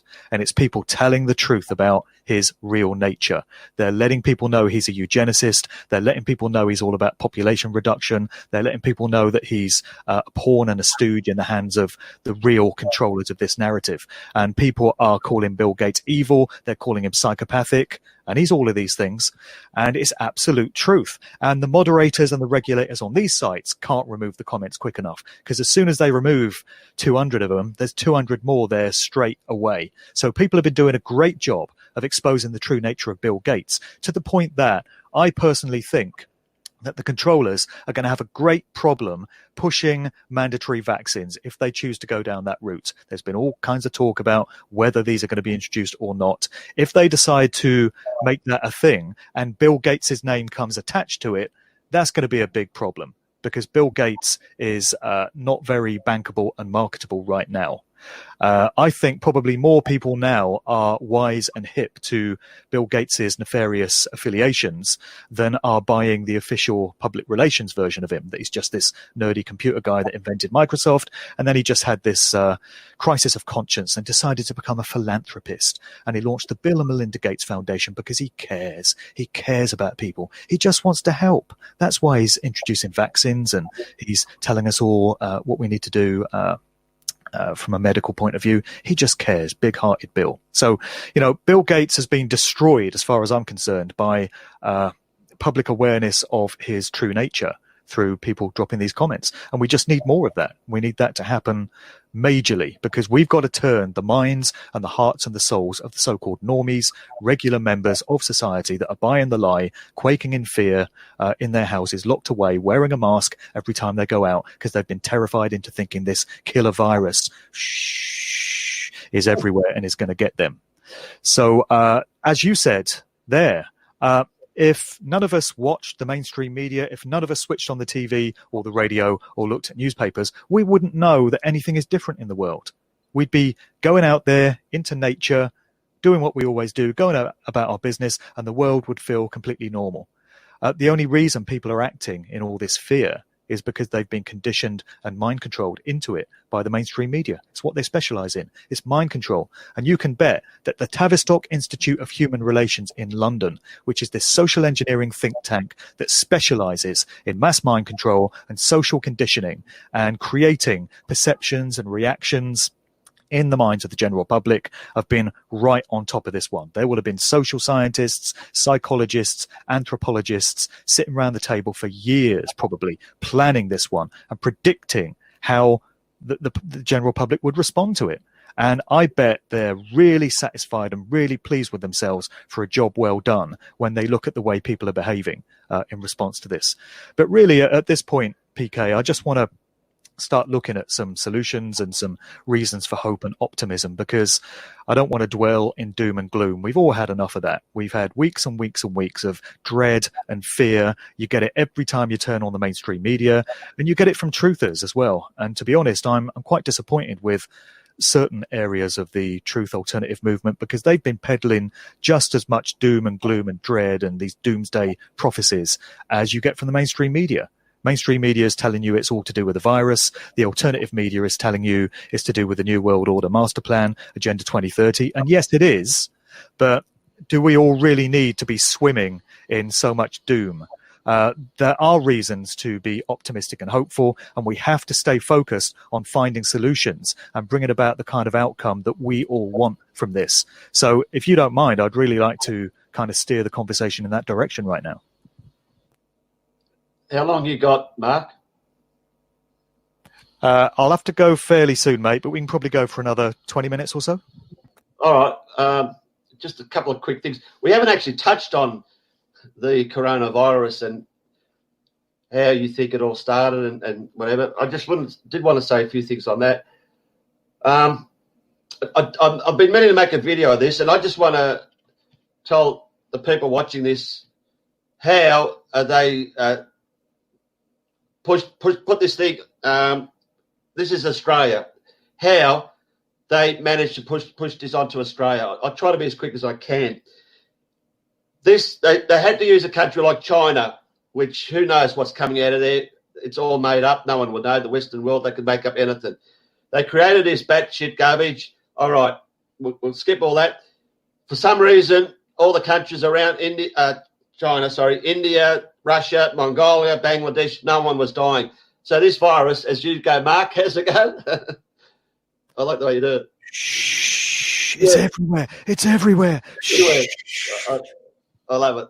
So it's flown over all these countries to Iran, of all places. And you know how Iran's sort of one of the buzz countries in the last 5 or 6 years. I think they're just playing the game as well. All this time, there's no such thing as attacking. So many Chinese people fly to Iran, don't they? You know, I mean. Oh yeah, that's a place where that's one place I want to go there. But then somehow it jumped over to Italy, bypassed all these other countries. So the first thing that happened, because we all know it was going to end up in the United States of Israel. That's where it is now. That's where it's all blowing up. That's where it's all created. So we've got these 2 cruise ships. You do a search of how many cruise ships there are in the oceans at any particular time, going back, when things were normal. There's like 200 odd cruise ships sailing the seas any day of the week. You wouldn't believe it. The first ship they used was Diamond Princess. You know the story. 400 Pakistanis, 400 Australians, 400. They use the 400 a lot of times, but won't worry about that. But that was a way to somehow get, it just so happens to go on a cruise ship. Yeah, right. So that was somehow to get towards America, okay? But how do we get into Australia? That's way down there. It's a big island surrounded by water. How are we going to get into Australia? Because viruses just don't swim. Guess, Tom Hanks and Rita Wilson. We all know Tom Hanks. That's how good a judge I am, my favourite actor. Oh, yeah. He comes to Australia to do a movie shoot. Let's make out he brings in the coronavirus. Okay, test positive. All Australia gets frightened. And not only that, we got this TV, guy that, does the movies. And then Richard Wilkins, a dirty piece of garbage, who just happened to meet these 2 people backstage. He tests positive. So there's this big scare about testing positive. But still, you need more than that. So along comes the Ruby Princess. You would not read about it. The sister ship to the Diamond Princess. What are the odds of that? Of 200 friggin' ships flying around, we got 2 from the same company. So, and what they did, a prime minister, whatever, they just said, let's just, let the planes fly in from China. We got planes coming in. We'll let that happen for 2 weeks. So people will think that's where it all come from. Plus the Ruby Princess, that's how it comes in and ends its way to a nursing home in Sydney, where the first person dies 95 years old. And the first 5 casualties, 3 of them are from that nursing home. So that manages to come up the Ruby Princess into a nursing home. So that's how they brought it in. You can bet your bottom dollar that the Carnival cruise ship, as it's known, were heavily involved in this. All you needed, I don't know how many people on a ship, 1,500, you need 10, 20 people paid, running around, pretending they got sick, because till this day, no one on Ruby Princess has been classed as dead, whereas a Diamond Princess, I think there's 20 deaths, but even then, you could just make that up. You get people running around coughing, yeah, and the whole ship starts to panic all of a sudden. As you know, herd mentality, follow. So they made out the Diamond Princess brought it in. They even admitted like 80% was from Diamond Princess and planes coming in from China. So that's how they brought it into Australia. And I just thought I want to say that. People could disagree with me, but I think that's a perfect script. So, and when you know it's fair dinkum, there's a criminal investigation into the Ruby Princess, how the captain didn't notify the people at the government of Australia quick enough, blah, blah, blah. You know when there's an inquest and inquiry, it's fucking bullshit. Just like this Burke Street garbage, I had an inquest last November, 2.5 years later. All freaking garbage. So anyway, all right, Mark, we'll skip from there. You want to go to what solutions, what you think? Well, yeah, I'd like to get onto that. Just to pick up on what you were saying there, it's interesting how this whole narrative is being framed in terms of making people humans. seem like they're the cause of the problem. This is something that they like to do. This is a glimpse into the eugenicists' mindset. They're all about population reduction, as we know from the Georgia Guidestones, their wish list of things they want to achieve. And they do like to present humans as the problem. So in the United Kingdom, we've got a broadcaster called David Attenborough, who's part of the BBC, he's part of the establishment furniture, he's 90-odd, he's been broadcasting on that network for decades and decades. And he's made public comments. Sorry? He's a horrible person. He is. He's made comments in interviews about how humans are a plague on the earth and they're like a virus and they're the source of all the problems that we have in nature. And if humans were eradicated, then the world would be a much better place. Well, you first, David, why don't you show us the way? Show us how it's done, considering you're 94 already. These eugenicists, they never seem to want to lead by example with their own families, do they? I've noticed that. But anyway, there's this idea that humans are the cause of all the pollution and all the environmental problems we have in the world. That was what Greta Thunberg was talking about last year when she was addressing the United Nations about the climate change hoax, making out that the source of all the problems there were people just going about their business, driving their cars, getting on airplanes and traveling around the world, and that we need to fix up and we need to look at the way we're living our lives because we're harming nature and all this. Not looking at the wider picture, of course, which is corporations and governments that are putting all this harm into the world. But with this current narrative, we're told that this virus, if indeed there is even one, is supposed to have come out of China, and it originated from the wet markets they have over there and their habit of eating anything that bloody moves, including bats. So we're really asked to believe that it was a Chinese person eating a bat, and they got infected with this deadly virus, spread it to a few other Chinese people. These Chinese people got on planes and traveled all around the world. And this is a way of demonizing air travel now. And this is why there are probably going to be calls for air travel to be severely curtailed, because of part of the Agenda 2030 plans. They don't want people moving freely around the world. They want to restrict and monitor and surveil people's movements. So by making it look like the reason this virus spread so quickly around the world is because of air travel, because it's so easy to hop on a plane and go to any part of the world that you want, they're, again, demonizing humans, making us look like we're the problem, the blight on the earth. And they've got an excuse to try and restrict travel then as well. So I just wanted to acknowledge that they always frame humans and our regular behaviors as the problem. And this is part of their eugenics outlook on things. But I did want to focus on finding ways out of this, because we could talk for days and days and days about the many ways in which we're screwed and about the many aspects of the agenda that are being rolled out.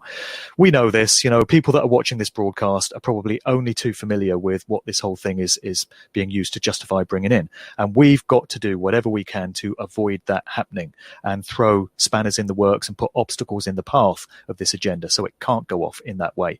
So we've talked about carpet bombing mainstream media sites with truth bombs in the comment section. And I really, really want to encourage people to do that, because if hundreds of thousands of people were doing that daily, although most people reading this stuff would reject it because they only take their information from trusted sources that they consider to be trusted, you've got to be getting through to some people. And there's got to be conversations. I don't think it's possible for anyone in 2020 not to know someone, whether it's that crazy uncle, some nutty cousin you've got, the guy at work that talks about conspiracy theories, your next door neighbor that tells you can't trust the government. Everyone must know someone that is putting alternative slants on this current narrative.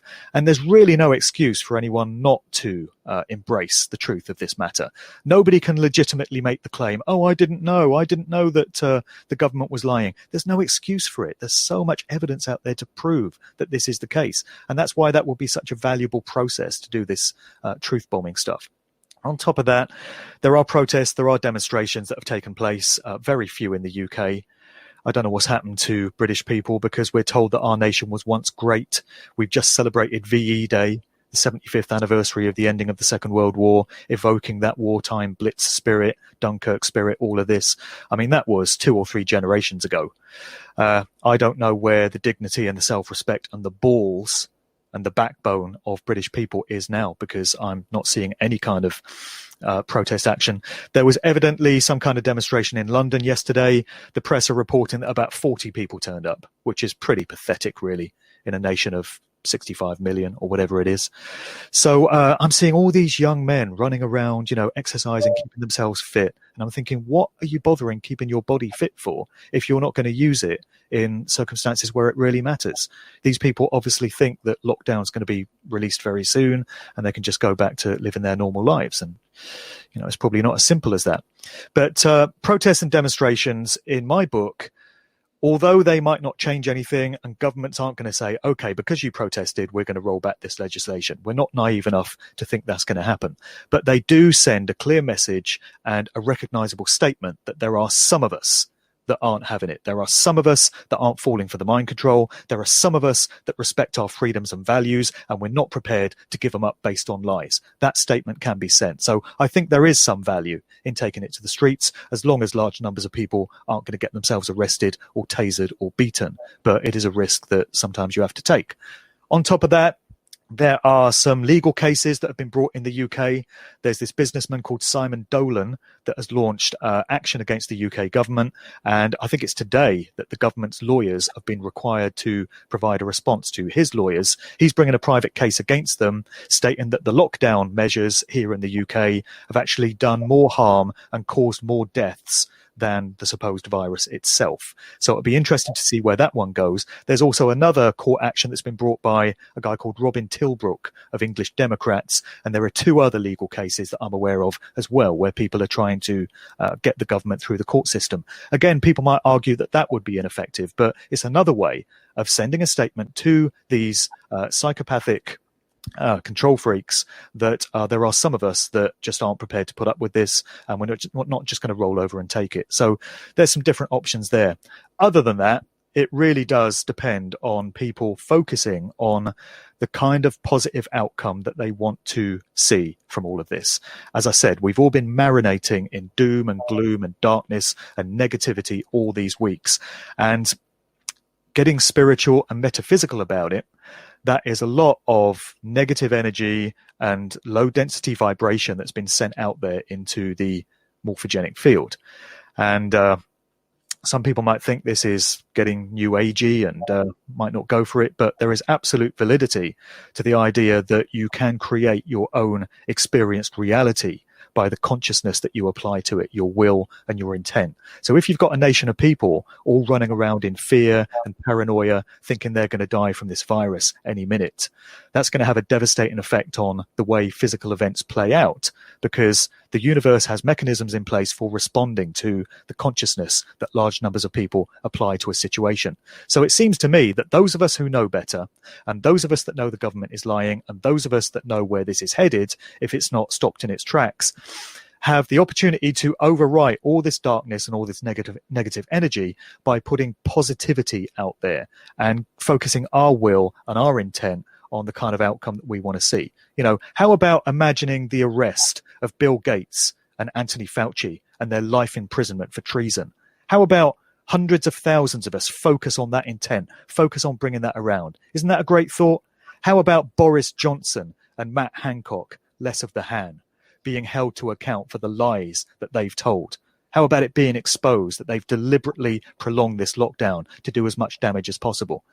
These things will not come about if they're not wished for, and if the request isn't made to creation to bring them about. It's positive intent, it's collective consciousness, and from everything that I've come to realize through my research, it's a very real science, and it really does work. So if large numbers of people were focusing on these kind of outcomes, the return of our freedoms, for people to wake up to the value of our natural God-given rights and to comprehend what these are and why they're the most important thing we have in our lives. Large numbers of people focusing on bringing this situation around, it could really change the outcome. It's never actually been done before in human history on this scale. But as far as I can see, the opportunity is there to shape and mold reality in the way we want it to turn out. It's got to be worth a try, right? Well said, Mark. I just want to add a few things, simple things. You spoke about protests. I don't think protests, I think they're a waste of time, to be honest, unless we get huge numbers. What we saw in Melbourne today, 200 people, it's not going to really do anything. Week before, there was like 10 people. That was embarrassing. But one thing that people can do, I mean, all these people here on YouTube, got YouTube channels, find good stuff. You know, there's doctors, nurses talking. I know some of them go for 30 minutes, 1 hour. Don't ever send a 1 hour video to someone or put on a disc and say, here, watch this. Cut out 3 or 4 minutes of something that you can see that's really good. You know, in Mark's talks or in my videos, just cut out a few minutes and just upload it to your channel. And as long as it's there and people will see it, they might spread it around. We just got to spread it. We got to spread it. I mean, YouTube's gone. We know it's gone. What our next platform is going to be, God knows. Because, Mark, this is full on. And I'll just quickly go back. I'll go back to Sandy Hook, as I'll state that as the first big hoax, as I call it, in 2012, December 2012. They've had so many since then, and they've been hoaxes. And I've called them out. That's something I specialise in. Call me whatever you like, hoax buster, whatever. That's what I've been known for. Boston Marathon, the hoaxathon, trouser bomb. They've all been a test, slowly and slowly, to test the masses. Boston was a big one to test how they could lock down all of Boston for 1 night, 2 nights because of some guy in underpants running around, supposed terrorist. It worked. They slowly did this, as David Icke would say, the tiptoe totalitarian. They cannot just jump in like they've done with this pandemic. They've had to work on the people, do the test to see how stupid, how they could accept it. All these hoaxes in the last 8 years, not one single person has really questioned it. There's not been one. I only needed one for someone to completely blow it apart. I tried to do that in Boston. They deleted my channel. But if you could just expose one, then you just connect the dots to all the others. But none of that's happened. They're sitting back laughing. They've timed this to perfection. They had their event 201. Bang. They had to go full steam ahead with this thing, and they cannot stop now. And funny, you mentioned at the start, every country is doing the same thing.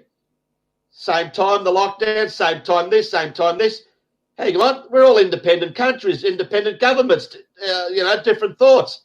How is it that all the countries are doing the same thing at the same time? Think about it. They're all controlled by the same, Saying it for years. Here's the proof. There might be the odd one that didn't go with the real. They probably said, we can't have them all, like Sweden. Who else? There's 3 or 4. Belarus, yeah. Another video I got removed because the president said it's all bullshit, How is China all of a sudden, like I said, in the Melbourne Cup, it was 20 lengths in front at the start, and now it's tailed off, in the middle of the field. It's just hit a brick wall. There's no one dying there. Of all countries, nothing's happening there. Oh, because the lockdown worked successfully. And as David Icke says, China is the blueprint for what their agenda is, a communism fascist state. And if you can't see that with the police shit going on, you got no hope. Why isn't Africa, of all places that you're going to have a virus plague, a pandemic, Africa would be the first one? No, nothing's happening in Africa. There's a country there that hasn't even had one case. What's going on here? And why is the virus only picking on people, 75 and over? No one under 30. Hang on, no one under 30. If you were a government, hang on, we'll just isolate the older people and the ones with the, health conditions, bad immune. We'll isolate them in the nursing homes or whatever. Look after it, and 90% of the population go out and live normally. And people, no, that's okay. We'll sit inside. We'll lose our jobs. I mean, it's just beyond belief. But sorry, I went away from what you were saying. I do as well. There's 2 things I want to show you, Mark. I don't know if you got time. I promise I want to show you what happened today. It's a few-minute video where the cops did their thing at the protest. If you just want to, everyone, hang on, bear with me. I'll explain exactly what happened. Share. Here we go. Oh, Get this right. There we go. Can we see that? Yep. All right, I'll just quickly explain. This protest was finishing. The guys said their thing. See that speaker system? A few people spoke. There's probably 200. One guy, the leader of this whole thing, he got arrested a few minutes before this. He got taken away. But we didn't really see that. This gentleman here, I think he was part of the organizer as well. Those two were like on Facebook. This Greek guy, I'll play it. It goes for 3 minutes. All he was doing was telling an experience he had with his dad. And I'm just going to tell you, everyone that spoke there praised the police, be on our side. We want you. We want you and your family. You're part of this. Check what happens halfway through this. And this is how created the game is driven. When I was 10 years old, they shut me down and he said to me, I want you to listen to this. There's going to come a day where they're going to tell you to put a microchip in you. He goes, I want you to make me a promise. You will not accept that kind of technology. And I said, Dad, what are you talking about? It doesn't make sense. What are you talking about? He goes, listen to my words. I made my dad a promise when I was 10 years old. So I'm going to read one thing. And this was written hundreds of years ago.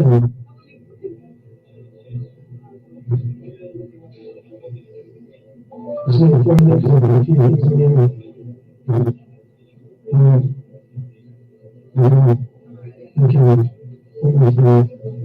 Okay, so I want you to listen to this. And he calls it all by small and great, rich and poor, free and bond, to receive a mark in the right hand,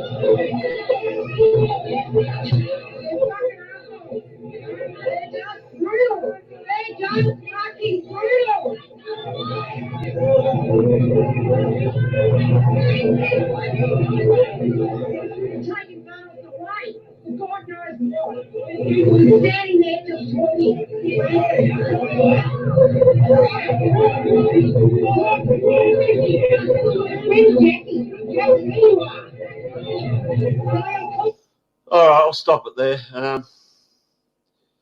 So there we go again. It's going to be the norm.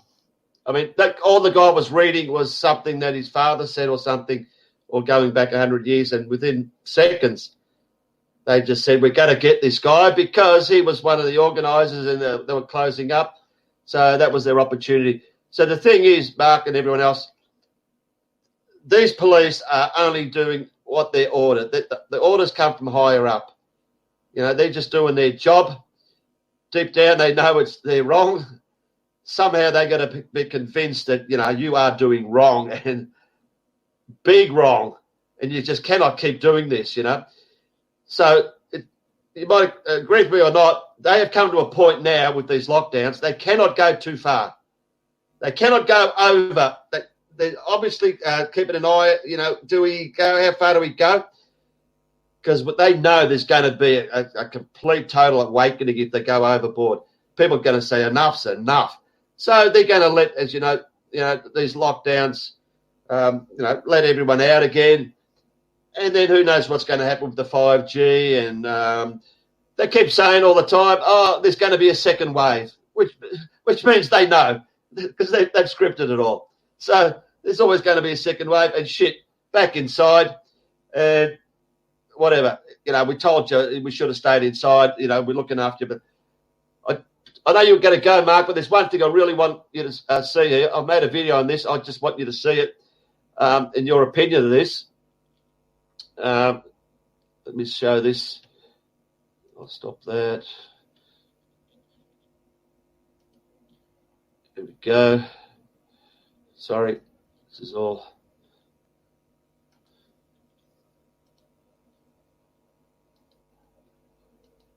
Okay, do we see that?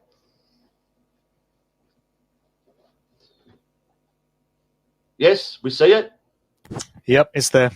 Okay, I'm going to quickly explain this. If you do a search for flattening the curve, you will get something like this just about everywhere. Slightly different, but roughly the same.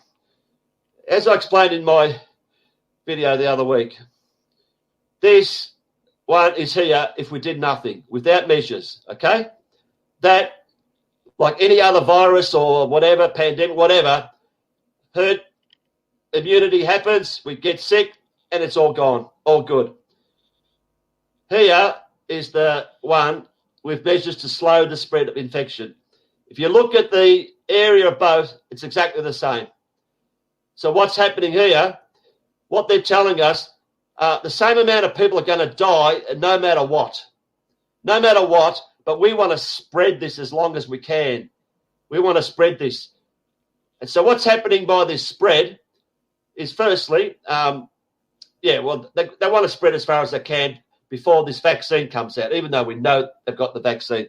But they can't say after, let's just say this is 1 month, all right? 1 month, 2 months, 3 months. We can't say after a month we've got the vaccine ready. Just like they've got the tracking devices, they've got everything else ready, blah, blah, blah. It's amazing they can't get a cure for cancer all this time, but they've got everything else within weeks. So we're going to spread this here. And, we've got the tracking app. We want everyone to, upload. We want to track you everywhere. So what's happening in this period here, you've heard the term, the disease, the cure is worse than the disease. So what's happening here? We're having unemployment. We're having economic collapse. We're having starvation. We're having increased crime and violence. We're having child abuse. We're having suicides. We're having domestic violence. We're having mental health problems. We're having frigging everything that's happening, which could have been avoided by just letting it go for the 1 month, copping it sweet. But no, we want to drag it and have all this happening when the same result. But no, sorry, it's not the same, because you can double this with what I've just mentioned in this period of 3 months. So how? Oh, yeah, here it is, the capacity of healthcare system. That's what they use. We do not want to overload freaking hospital bullshit. We know for a fact that the hospitals are empty. Oh, but they're going to come out after this and say, look, how good we are. We only had 100 deaths in Australia because of the lockdown. They could just put up any figures, but there's no way known any health medical experts, whoever they are, is going to say, go in the lockdown for 3 months. Don't go out and get your vitamin D. Don't go out and exercise. Stay home. Eat shit food because we can't afford proper food anymore. And people just cop this. It's freaking a joke. And when I go talk about health experts, let me read this to you. This is from, can you still see that? Has that changed? Oh, anyway. Still there. All right. This is from a health minister we got on today's protest. I think it's incredibly disappointing that we've got people protesting against vaccines. We've had 18 Victorians lose their lives as a result of COVID-19. 18 people have lost their lives in nearly 5 months, and that's a pandemic. Are you fucking joking me? Sorry, I had to swear. Are you fucking joking me? They probably had 18 snake bite deaths in the last week, but 18, and we have to do all this? It goes on. Wait till you hear this. I'm going to need to go in a minute, mate, so I need to wrap up soon. Okay. This will be quick. I know that the whole of Australia, the whole world, in fact, is waiting with great anticipation for a potential vaccine being developed for coronavirus. Are you anticipating for this vaccine? Are you? Is everyone out there, waiting for this virus? But get the last thing. They can present to any shopping centre which is offering the drive-through testing option. They have got drive-through testing options. Can you believe it? You know, what sort of testing is that? I went to my doctor a month ago. He says, no, I can't test you. It's too complicated. You've got to go to hospital. Then you've got to wait 3 days for the results. But now we've got drive-through shopping centres that are going to test you. Anyway, sorry, Mark. So there it is. Exactly. So, well, yeah, I'm really beyond looking at all the doom and gloom and dread now. I mean, I keep an eye on it for research purposes. I have to know what the plans are and what's likely to be unveiled, but I'm really not dwelling on it too deeply. I'm all about, as I said in the previous segment, trying to find solutions, trying to remain optimistic, trying to remain hopeful, because we've got to find a way out of this. There's a few people on the chat thread saying, oh yeah, we'll just all sit around and meditate, having misinterpreted my last comment. As opposed to what? Sitting around on our asses and waiting for tyranny to unfold around us. I'm bringing what I can see as possible solutions. And I think many, many people focused on the kind of outcome that they would like to experience rather than focusing on the nightmare situation that the controllers want for us has got to be a very powerful thing. Anyway, we've discussed some solutions that people can take, blitzing the mainstream media sites, protest and demo if that's your thing. I don't want to see anyone getting arrested and going to jail, but if these things can still go off to send a statement that we're not consenting to what's being done to us, that can have some value. The wheels are starting to fall off the narrative in certain cases. There are more and more insiders coming forward. There are doctors breaking rank, not enough of them, but more may come forward when they realize that their careers are going to be trashed anyway. Talking about the true nature of, viruses and the misinformation we're being given here. We need more cops to come forward. We need more order followers to break ranks, and rediscover their humanity. But it is still relatively early days in this. We're 6 or 7 weeks into lockdown in most countries. A lot could still happen this year and clearly is going to. And as far as I can make out, things could still go either way. It's not a done deal. Nothing is written in stone.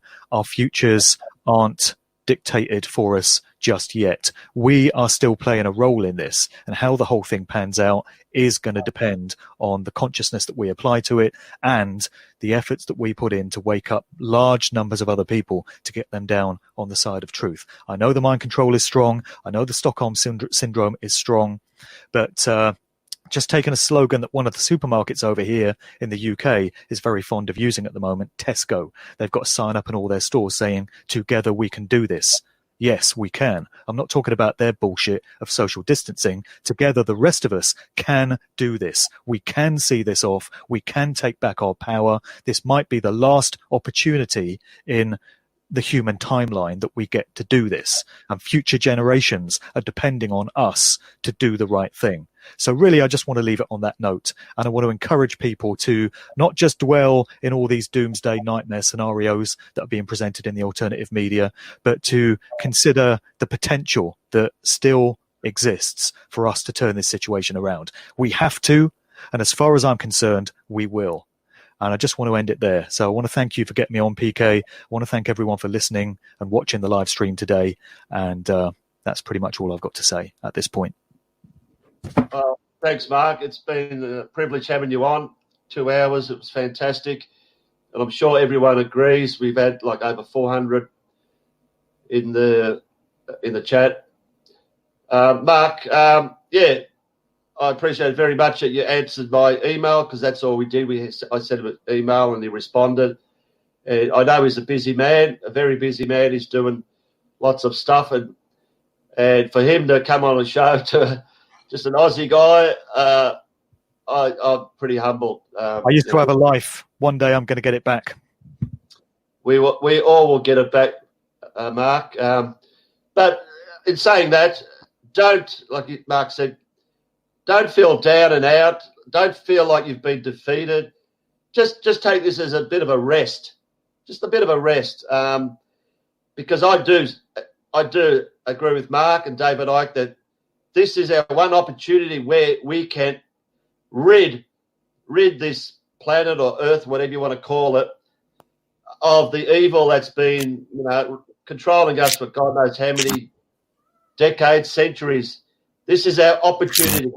They have, as David Icke says, they have locked the door. They're inside the room now, and they're exposing themselves. And we have to take this opportunity to actually do something. And Let me just just jump in there again quickly, if I can.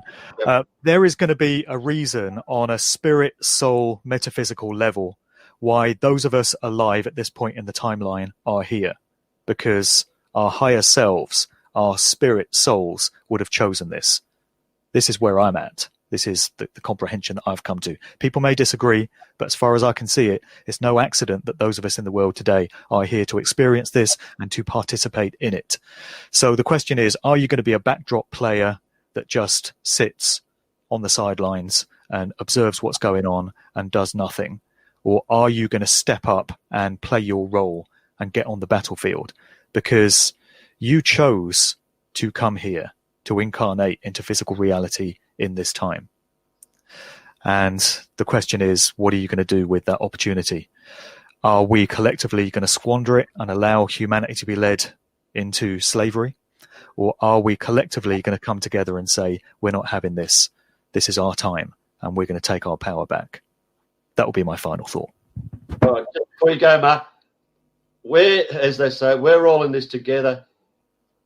Don't look for a leader to take you out of this shit. There's not going to be this great leader that's going to do it. We all have to put our little bit in, no matter how small it is. Do like I do. Go when you go outside shopping, speak to one, next day 2, 3, 4, whatever. You cannot believe how powerful that is. Just put thoughts in their mind. It doesn't have to be anything big. Just say a few things that they can accept. And you know what they're going to do? They're going to go home to their loved ones, to their friends, their next-door neighbours. That will spread like wildfire. It's all about spreading information. Not many people go on YouTube or social media. A lot of people don't bother going anywhere there. A lot of people don't have their phones. The older people. You have to speak to these people, even the younger people, whatever. Just put it in their heads a day at a time. It will work wonders. I know it's a big ask, but if we all did it, how many people are on social media who are awake and want to do something but don't want to, put up videos or whatever? Do the little bit. Put little flyers out on windscreen wipers at the train station. Just a few words, blah blah blah, whatever. No big deal. Around doing nothing is not an option. No longer an option. That time is gone. All right. On that note, Mark, fantastic. I hope we can do another show soon regards music. It'll be completely off this. It's a different subject, something, How about we agree to do that when we're free? Well, let's hope that happens soon, mate. Well, then we've got to make it happen because we've got to do the conversation. So we've got to get free. Free, yeah. What? Tell me what free is. Free from... We get our rights and freedoms back. I mean, it's another conversation, but we're free sovereign beings and we're supposed to live that way in creation. We're not supposed to be ruled by anyone. But as I say, that's another conversation. We'll talk about it another time. I think I'd rather do the show a bit before that. I'm not holding my hopes up too high. Well, I'm just I'm trying to preempt a freedom situation by putting it out there into the universe by saying, I want to do a show on music when we've got our freedoms back. So I'm trying to activate that outcome. It'll be great. And once again, everyone in the chat, I've been reading a few, saying what a great person you are, and some who didn't know you, obviously know you now. You gone, Mark? Or you? I can still hear you. Oh, okay. All right. So thanks once again. It's been a pleasure having you on. And take care, brother. And we'll win this war. You're on the other side of the world. I'm down here in Australia, but there's going to be a positive outcoming to all this, and we'll meet one day when you come to Australia, when you're allowed to fly in, mate, and we'll play some good old Beatles records, eh?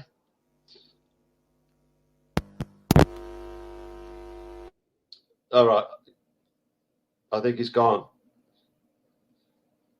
All right, everyone. Thanks for watching the show. You must admit, he's a great man. He can talk, and he knows his stuff. So it was a pleasure having him on. Until next time, we'll see you all again. Cheers for now.